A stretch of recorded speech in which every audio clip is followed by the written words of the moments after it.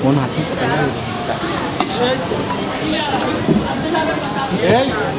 آواز نہیں کرنا. السلام علیکم ورحمۃ اللہ وبرکاتہ. وعلیکم السلام ورحمۃ اللہ وبرکاتہ. الحمد للہ رب العالمین والصلاة والسلام على سید الانبیاء والمرسلین وعلى آلہ الطیبین الطاہرین واصحابہ الاکرمین الافضلین وعلى من والاهم وتبعهم وسار على نهجهم واستنى بسنتهم إلى يوم الدين. أما بعد فقد قال الله تبارك وتعالى في شان عظمة حبيبه الكريم: أعوذ بالله من الشيطان الرجيم بسم الله الرحمن الرحيم إن الله وملائكته يصلون على النبي يا أيها الذين آمنوا صلوا عليه وسلموا تسليما. اللهم صل على سيدنا مولانا محمد وعلى سيدنا مولانا محمد وبارك وسلم صلاة وسلاما عليك يا سيدي يا حبيبي يا رسول الله صلى الله تعالى عليه وسلم. شہ نشین پر رونق افروز سرپرست جلسہ حضرت علامہ مولانا سید عبد الرحمن حسن قادری صاحب مدد اللہ العالی خلیفہ صدر الشیوخ علیہ الرحمہ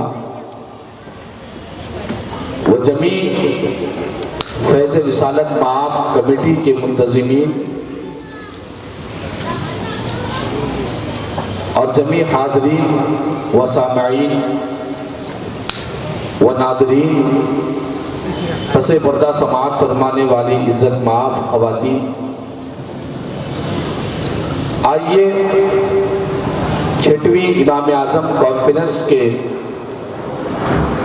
اس عظیم موقع پر آج کا خطاب کا پہلا جو سلسلے کا آغاز ہو رہا ہے،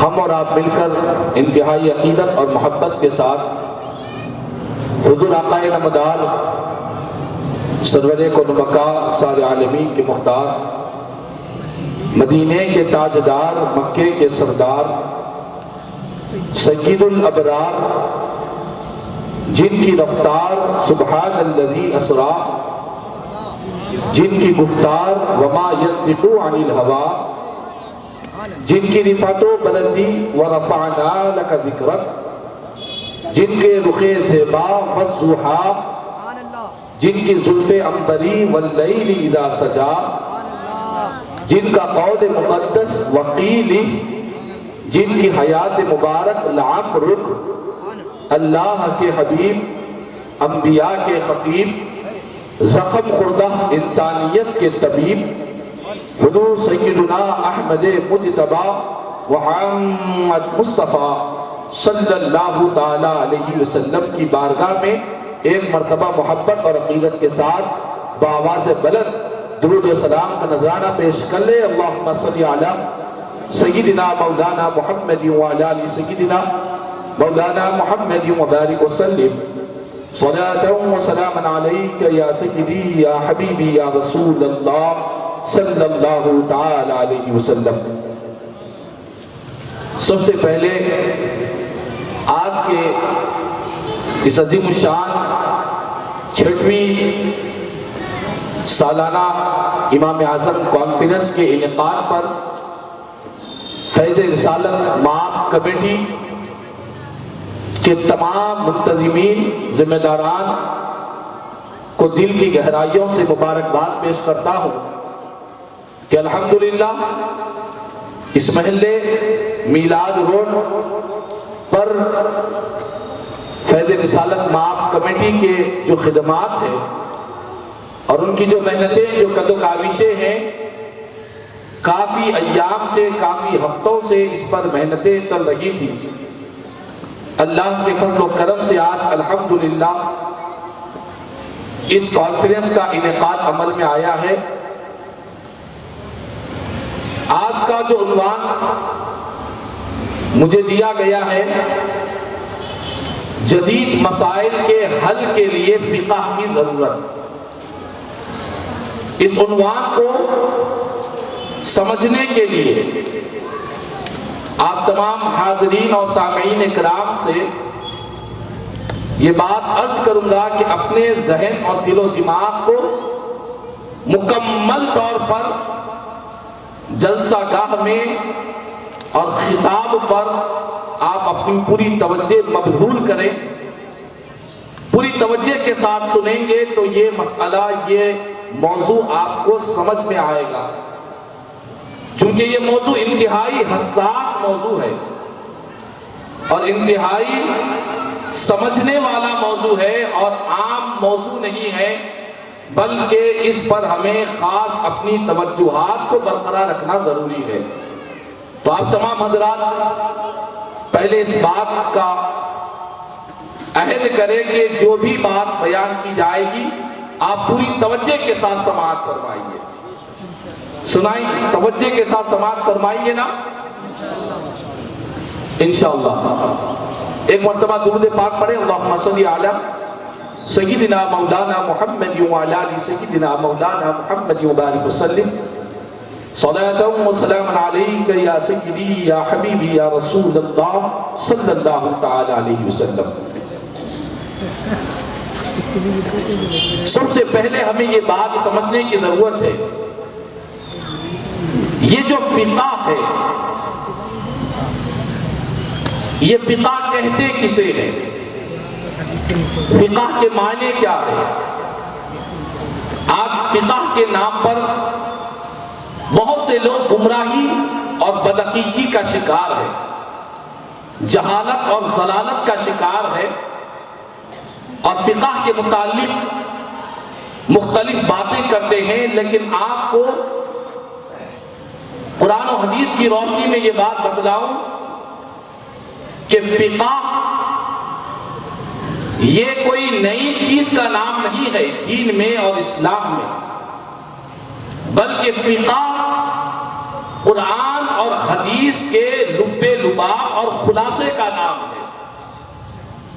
فقہ نام ہے قرآن کی آیتوں کو سمجھنے اور احادیث رسول کے مفہوم اور اس کے معانی کو سمجھنے کو فقہ کہتے ہیں۔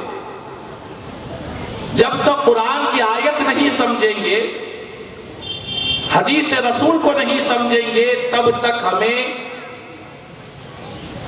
اللہ اس کے رسول کی رضا نہیں مل سکے گی۔ اللہ تبارک و تعالیٰ نے قرآن مجید میں ارشاد فرمایا، یا ایھا الذین آمنوا اطیعوا اللہ واطیعوا الرسول واولی الامر منکم۔ یہ قرآن کی آیت ہے، ترجمہ یہ ہے کہ اے ایمان والو، اللہ کی اطاعت کرو، رسول کی اطاعت کرو، اور تم میں سے جو اولو الامر ہے اولو الامر کی اطاعت کرو۔ اب یہ بات تو سمجھ میں آتی ہے قرآن کی اس آیت کا ابتدا کہ اللہ کی اطاعت کرنا کیا ہے، رسول کی اطاعت کرنا کیا ہے۔ یہ بات تو ہمیں سمجھ میں آتی ہے کہ اللہ کا حکم قرآن میں ہے، رسول پاک کا حکم احادیث کریمہ میں ہے، یعنی قرآن پر بھی عمل کرو، حدیث رسول پر بھی عمل کرو۔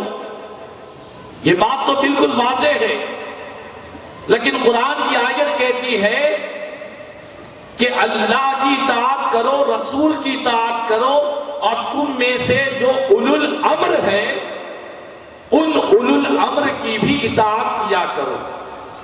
اب آپ پوچھیں یہ اولو الامر ہے کون؟ اولو الامر کہتے کسے ہیں؟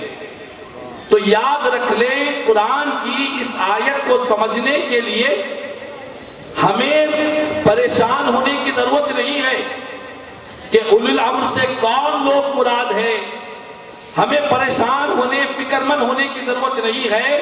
ہم سے پہلے جو محدثین کرام، مفسرین کرام گزرے ہیں، جن میں صحابی رسول حضرت عبداللہ بن عباس رضی اللہ تعالی عنہما، جن کو میرے آقا کریم صلی اللہ تعالی وسلم کے چچا زاد بھائی ہے، عبداللہ بن عباس رضی اللہ تعالی عنہما جو رئیس المفسرین ہیں، حبر الامہ ہے، تمام مفسرین کے سردار ہے، وہ فرماتے ہیں اس آیت کی تفسیر میں کہ اولو الامر کی اطاعت کرنے کا جو حکم قرآن دے رہا ہے، اولو الامر سے مراد فقہائے اکرام ہے، فقہائے اسلام ہے، جن کو اللہ نے قرآن و حدیث کا مفہوم اور معنی سمجھنے کی صلاحیت عطا فرمائی ہے، جو قرآن و حدیث کی گہرائی تک پہنچتے ہیں، جنہیں اللہ اس کے رسول کا منشا معلوم ہوتا ہے، جو فقہا ہے، جن کے سینوں کو اللہ نے فقہ کے علم کے لیے چن لیا ہے، وہ فقہائے کرام کی اطاعت کرنے کا خالق کائنات ہمیں حکم عطا فرما رہا ہے۔ تو ہم فقہا کی اطاعت کرتے ہیں، فقیہ کی اطاعت کرتے ہیں، اور فقہ والوں کے حکم پر چلتے ہیں۔ یہ ہم خود سے نہیں کرتے، یہ ہم نے اپنی طرف سے نہیں بنا لیا ہے۔ یہ اہل سنت والجماعت پر یہ الزام، یہ بہتان لگانا کہ یہ اللہ اس کے رسول کو چھوڑ کر یہ فقہا کی باتوں کو مانتے ہیں، ہم کہتے ہیں کہ نہیں، ہم سے نہ پوچھو، رب کے کلام سے پوچھو۔ خالق کائنات حکم دے رہا ہے ایمان والوں سے، مومنین سے، قیامت تک آنے والے کلمہ گو کو حکم دے رہا ہے۔ فرمایا کہ اے ایمان والو، اللہ کی اطاعت کرو، رسول کی اطاعت کرو، تم میں سے جو اولو الامر ہے، یعنی جو فقہائے کرام ہے، جن کے سینے علم فقہ سے لبریز ہے، ایسی مقدس ہستیوں کی اطاعت کرنے، ان کی فرمانبرداری کرنے اور ان کے نقش قدم پر چلنے کا قرآن ہمیں حکم دے رہا ہے۔ اسی لیے ہم حضرت سیدنا امام اعظم ابو حنیفہ رضی اللہ تعالیٰ عنہ کی پیروی کرتے ہیں، ان کی تقلید کرتے ہیں۔ امام اعظم ابو حنیفہ رضی اللہ تعالیٰ عنہ صرف فقیہ نہیں ہے، بلکہ سید الفقہا ہے، سارے فقیہوں کے سردار ہے۔ اپنے زمانے کے، اپنے دور کے اکابر محدثین کرام نے کہا کہ امام اعظم سید الفقہا ہے، سارے فقیہوں کی جو جماعت ہے ان میں اللہ نے سرداری عطا فرمائی۔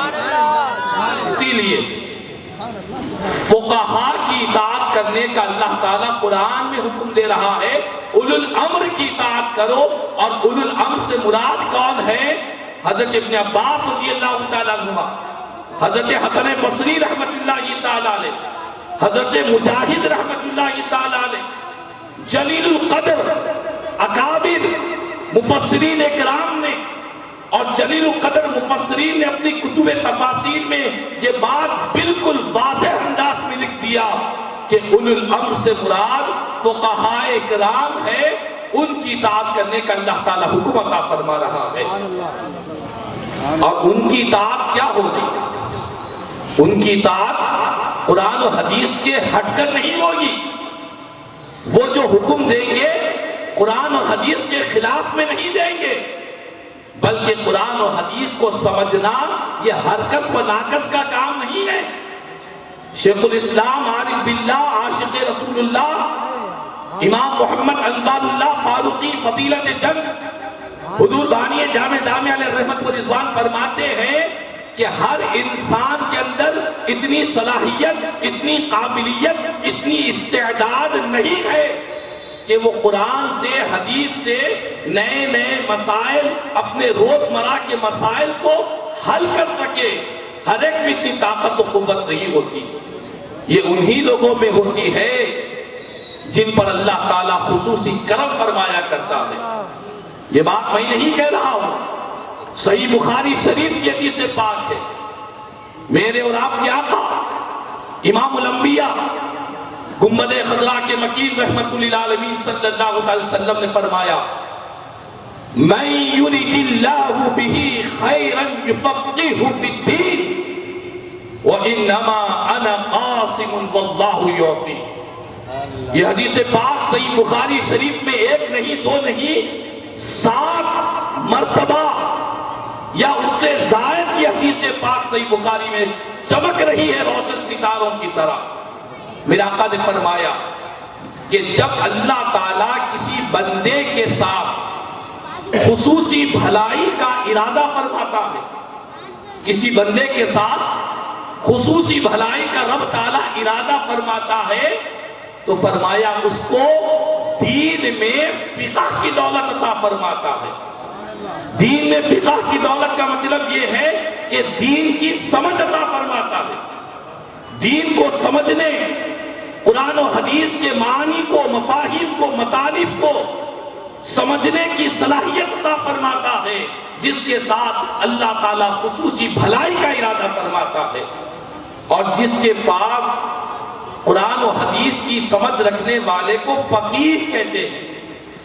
قرآن و حدیث کی سمجھ رکھنے والے کو، قرآن و حدیث کے مفہوم کو سمجھنے والے، اس سے مسائل کو حل کرنے والے، مسائل کو استنباط کرنے والے، قرآن و حدیث سے مسائل کو اخذ کرنے والے کو فقیہ کہتے ہیں. اور فقیہ کیا ہوتا ہے آپ کو پتا ہے؟ ایک حدیث پاک آپ کو سناتا ہوں. سرکار مدینہ راحت قلب و سینہ صلی اللہ علیہ وسلم نے فرمایا، بڑی اہم حدیث پاک ہے. میرے آقا نے ارشاد فرمایا فقیہ واحد اشد علی الشیطان من 1000 عابد. میرے آقا فرماتے ہیں کہ ایک فقیہ جس کو فقہ کی دولت مل گئی. فقہ کی دولت کیا ہے؟ قرآن و حدیث کو سمجھنا، اس کی معنی کو سمجھنا، اس کے مفہوم کو سمجھنا، اس کا جو مقصود ہے اس مقصود کو سمجھنا، اسے فقہ کہتے ہیں. تو میرے آقا فرماتے ہیں ایک فقیہ، صرف ایک فقیہ شیطان پر، جو انسان کا دشمن ہے، ازلی دشمن ہے، ایک فقیہ شیطان پر اتنا سخت ہوتا ہے، فرماتے ہیں 1000 عابد سے بڑھ کر شیطان پر بھاری ہوتا ہے ایک علم دین اور فقہ رکھنے والا. شیطان پر 1000 عابدوں سے بڑھ کر بھاری ہوا کرتا ہے. 1000 عابد کون؟ فرمایا گیا کہ وہ عابد جو رات بھر قیام کرتے ہیں، دن میں روزہ رکھتے ہیں. فرمایا کہ 1000 عابدوں کو شیطان 1000 عابدوں سے اتنا پریشان نہیں ہوتا جتنا ایک فقیہ سے شیطان پریشان ہوا کرتا ہے. کیونکہ جو فقیہ ہوتا ہے اس کے پاس قرآن و حدیث کے مفاہیم ہوتے ہیں، قرآن و حدیث کا مفہوم اس کے سینے میں رہا کرتا ہے. اسی لیے فرمایا ایک فقیہ شیطان پر 1000 عابد سے زیادہ شاق ہوا کرتا ہے. تو اسی لیے حضرت سیدنا امام اعظم ابو حنیفہ رضی اللہ تعالیٰ عنہ کی ہم فقہ کو مانتے ہیں. الحمدللہ ترجمان قادریت حضرت علامہ مولانا سید رضوان پاشا قادری لاہوری صاحب دامت برکاتہم العالیہ تشریف لائیں. آپ تمام حضرات اپنی جگہ پر تشریف رکھیں، حضرت کو آنے دے راستے سے.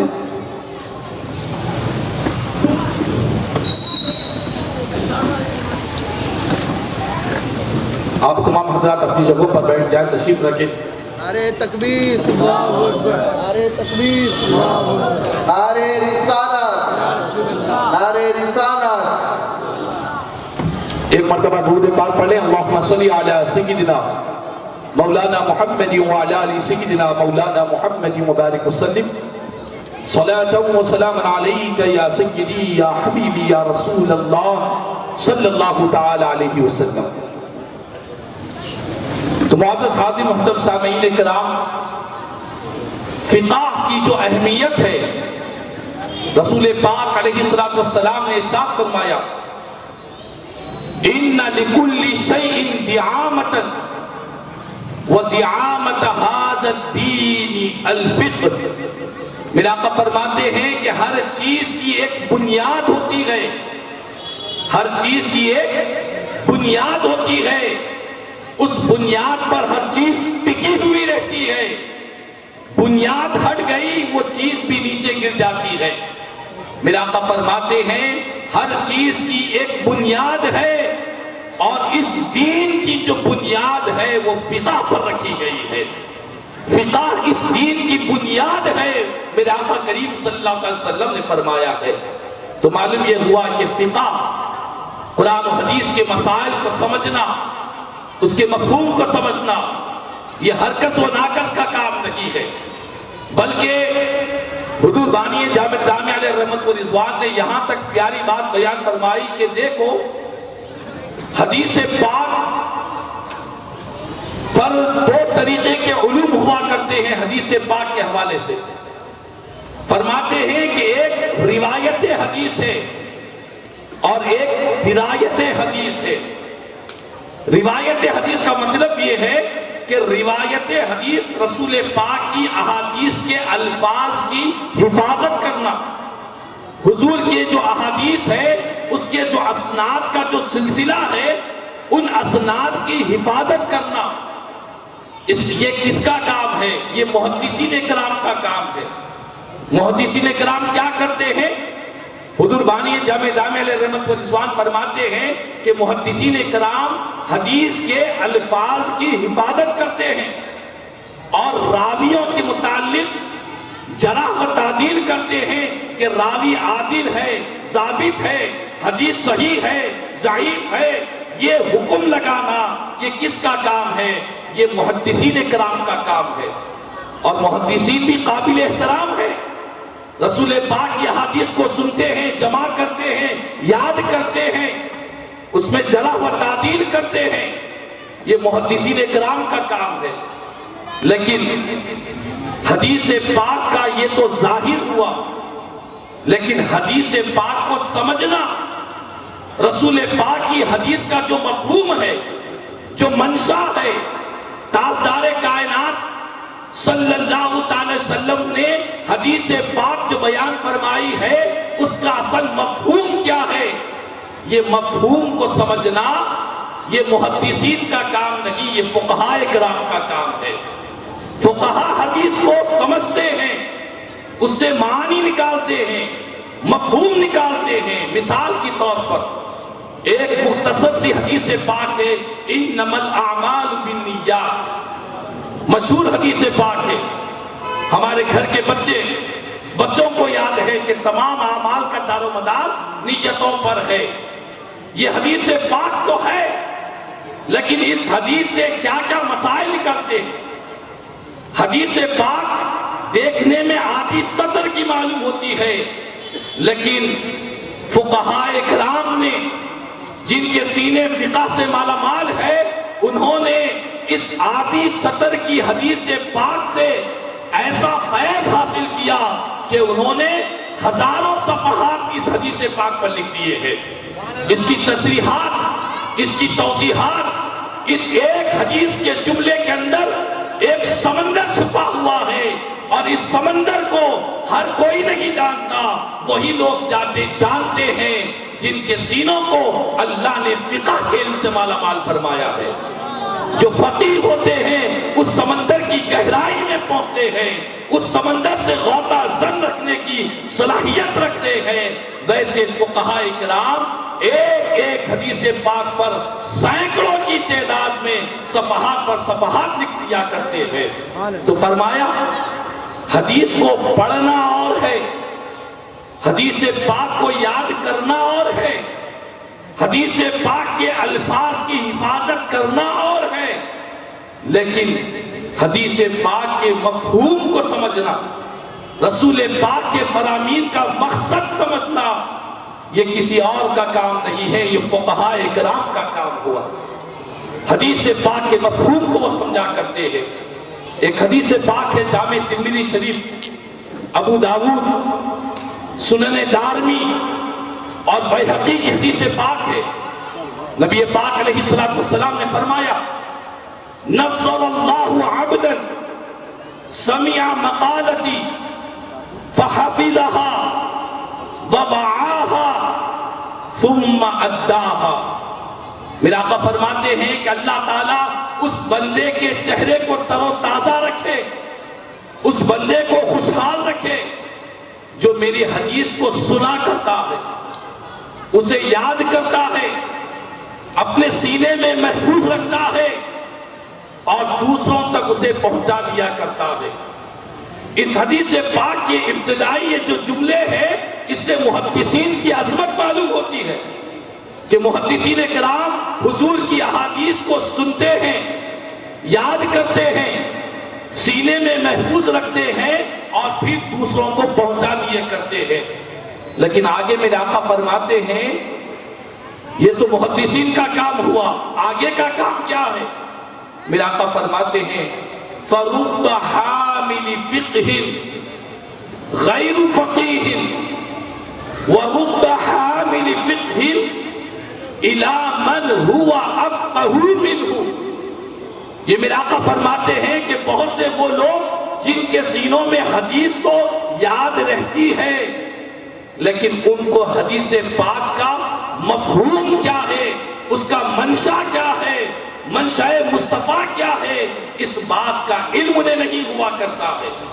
بلکہ فرمایا جن کو یہ محدثین حدیث پہنچاتے ہیں، بہت سے فقہاء کرام جب وہ حدیث کو سنتے ہیں تو ان کے پاس اس حدیث کے بارے میں صحیح مفہوم ہوا کرتا ہے، صحیح مطلب ہوا کرتا ہے، منشاء مصطفیٰ کو پہنچا کرتے ہیں۔ تو شیخ الاسلام بانی جامع جامعہ علیہ رحمت و رضوان فرماتے ہیں کہ دیکھو حدیث پاک کی روایت کرنا بھی باعث فضیلت، حدیث پاک کے مفہوم کو سمجھنا بھی باعث فضیلت، لیکن دونوں میں رتبہ کس کا اونچا ہے؟ حدیث یاد کر کے محفوظ کر کے سنانے والے کو محدث کہتے ہیں، اور حدیث پاک کو سن کر اس کے مفہوم کو سمجھنا، اس کے مطلب کو سمجھنا اور دنیا کو رسول پاک کا منشا سنانا، یہ کس کا کام ہے؟ یہ فقہاء کرام کا کام ہے۔ فرماتے ہیں محدثین بھی عظمتوں کے تاجدار ہیں، فقہاء بھی عظمتوں کے تاجدار ہیں، لیکن دونوں میں رتبہ کس کا اونچا ہے؟ تو شیخ الاسلام فرماتے ہیں دونوں میں رتبہ فقہاء کرام کا رتبہ اونچا ہوا کرتا ہے۔ جو فقیہ ہے ان کا درجہ اونچا ہے، بلند و بالا ہے، چونکہ حدیث پاک سنانے کا مفہوم یہی ہے تاکہ تاجدار کائنات صلی اللہ تعالی علیہ وسلم نے جو فرمایا ہے حضور کے فرمان کو سمجھ سکے، اور یہ سمجھنا یہ فقہاء کرام کے پاس ہوا کرتا ہے۔ تو الغرض سامعین کرام، آج ہم امام اعظم کانفرنس میں جمع ہیں اور ہمیں یہ بات یہاں سمجھ کر جانی ہے کہ فقہ کوئی الگ چیز کا نام نہیں ہے۔ ہر دور میں، ہر زمانے میں نئے نئے مسائل پیش آتے ہیں۔ آج موجودہ دور کے حالات کیا ہو گئے آپ جانتے ہیں۔ ہوائی جہاز میں سفر ہو رہا ہے، نماز کا مسئلہ ہے کہ پلین میں نماز پڑھنا چاہیے یا نہیں پڑھنا چاہیے، اس تعلق سے کوئی واضح حدیث پاک کتب احادیث میں نظر نہیں آتی ہے۔ آج کے دور میں مارکیٹ میں اگر دیکھیں کہ شیئر بزنس ہو رہے ہیں، شیئر مارکیٹنگ میں آن لائن خرید و فروخت ہو رہے ہیں، آن لائن خرید و فروخت کرنا چاہیے یا نہیں کرنا چاہیے، یہ نت نئے مسائل پیدا ہو چکے ہیں۔ کاروبار میں، تجارت میں، بزنس میں، عبادتوں میں، نماز پلین میں کہاں پر رک کر کر پڑے، اور اس طرح کی بہت سے معاملات میں نت نئے مسائل پیدا ہو گئے۔ ایسے مسائل کے لیے واضح طور پر کھلم کھلا کوئی حدیث پاک ہماری نظر میں نہیں آیا کرتی ہے، لیکن قربان جائے فقہاء کرام نے قرآن و حدیث سے ایسے اصول قائم کیے جن اصولوں کو اگر ہم پڑھیں گے تو ہم کو ہر مسئلے کا حل نظر آتا ہوا دکھائی دیتا ہے۔ ہر مسئلے کا حل فقہاء کرام نے قرآن و حدیث کی روشنی میں ایسے اصول مدون کیے ہیں، ایسے اصول بیان کیے ہیں، قسم بخدا آج کا دور نہیں، قیامت تک آنے والے جو حالات بدلتے رہیں گے، حالات، زمانے، ٹیکنالوجی جتنی بھی ترقی کرتی رہے گی، ہمارے فقہاء کرام کا کروڑوں ہم پر احسان ہے کہ انہوں نے قرآن و حدیث سے ایسے اصول بیان کیے ہیں کہ ہر دور میں علماء کرام ان اصولوں کے ذریعے ہر مسئلہ ہر ایک کے لیے آسانی سے بیان کر دیتے ہیں، ہر ایک کے لیے آسانی سے بیان کرتے ہیں۔ سائنس اور ٹیکنالوجی، جدید ٹیکنالوجی، ہر چیز میں نئے نئے مسائل پیدا ہو گئے۔ ہر مسئلے کے حل کے لیے فقہاء کرام کی کتب فقہ ہمارے لیے رہنمائی کر رہی ہے، اور کتب فقہ میں فقہاء کرام نے قرآن اور حدیث سے جو معنی نکالے ہیں، جو معنی عرض کیے ہیں، قسم بخدا یہ فقہاء کرام کا ہم کمزور علم والوں پر بہت بڑا احسان ہے۔ اسی لیے اسی میں بھلائی ہے کہ کسی نہ کسی امام کی تقلید کر لی جائے، کسی نہ کسی امام کی پیروی کی جائے، اور یہ دعوے کھوکھلے دعوے ہیں، یہ دعوے انتہائی بدبختانہ دعوے ہیں۔ اگر کوئی یہ کہے کہ نہیں ہم تو صرف حدیث پر براہ راست عمل کرتے ہیں، ہم فقہ کو نہیں مانتے ہیں، ہم کسی امام کی تقلید کو نہیں مانتے، ہم اللہ اس کے رسول کے حکم پر عمل کرنے والے ہیں، اس طرح کی باتیں کرنے والے یہ کھوکھلے دعووں میں ہمیں ہرگز نہیں آنا چاہیے۔ جان لینا چاہیے کہ ہمارے فقہاء نے ہر مسئلہ قرآن و حدیث سے ہی ثابت کیا ہے، ان کا کوئی مسئلہ قرآن و حدیث کے خلاف میں نہیں ہے۔ حالات، مسائل نت نئے جیسے بھی آتے جائے، ہر ایک کا حل فقہاء کرام نے اپنی کتابوں میں ایسے پیارے اصول بیان کیے، ایسے پیارے ضوابط بیان کیے کہ ہر مسئلہ ہمیں آسانی کے ساتھ حل کرتے ہوئے نظر آتے ہیں۔ تو آج امام اعظم کانفرنس فیض رسالت مآب کمیٹی کی جانب سے جو کی جا رہی ہے، ہر سال پابندی کے ساتھ ہو رہا ہے، یہ یوں ہی نہیں کیا جا رہا ہے، اس کا ایک بہت بڑا مقصد ہے کہ ہماری امت کے نوجوان کالجز میں، یونیورسٹیز میں بہت سے گمراہوں اور بدعقیدہ لوگوں کی باتوں میں آ کر تقلید سے اپنے آپ کو دور کر رہے ہیں۔ یاد رکھ لیں، اگر کسی امام کی تقلید نہیں کرو گے تو شیطان کے پیروکار ہو جانا پڑے گا، شیطان کے راستے پر چلنا پڑے گا۔ کسی نہ کسی امام کی پیروی کرنے میں ہی ہماری نجات ہے، ہماری کامیابی ہے، اور ہمارے اندر اتنی صلاحیت اور استعداد نہیں کہ ہم خود سے قرآن و حدیث کو سمجھ سکے، اس پر عمل کر سکے۔ اگر کوئی یہ دعویٰ کر رہا ہے کہ میں خود سے قرآن کو بھی سمجھوں گا، حدیث کو بھی سمجھوں گا، تو اس کا دعویٰ یہ کھوکھلا ہے، وہ کذاب ہے، وہ جھوٹا ہے۔ قرآن و حدیث کو خود سے کوئی نہیں سمجھ سکتا جب تک کہ کوئی سمجھانے والا نہ ہو، جب تک کہ کوئی بتلانے والا نہ ہو، کوئی سمجھ نہیں سکتا۔ اور اسی لیے ہم حنفیوں کو فخر کرنا چاہیے، ہم ایسے امام کی پیروی کرتے ہیں، ایسے امام کی تقلید کرتے ہیں جن کی پیروی کرنے والے امام بخاری کے بھی شیوخ ہیں، امام مسلم کے بھی شیوخ ہیں، نہ شیوخ ہے بلکہ شیخ الشیوخ ہے۔ ہمارے امام کی پیروی کرنے والے میں علامہ ابن حجر مکی رحمت اللہ تعالیٰ علیہ، یحییٰ ابن معین رحمت اللہ تعالیٰ علیہ، اور عظیم جلیل القدر وہ محدثین ہیں جن کی روایتوں کو امام بخاری نے اپنی سند کے ساتھ میں اپنی حدیث کی کتابوں میں بیان فرمایا ہے۔ ایسے امام کی پیروی کرنے والے وقت کے عظیم محدثین رہے، فقہاء رہے، علماء رہے، اور سب نے یہ کہا کہ ہم نے ابو حنیفہ سے بڑھ کر کسی کی فقہ کو کامل نہیں پایا ہے۔ فقہ ہو تو ابو حنیفہ کا فقہ ہو۔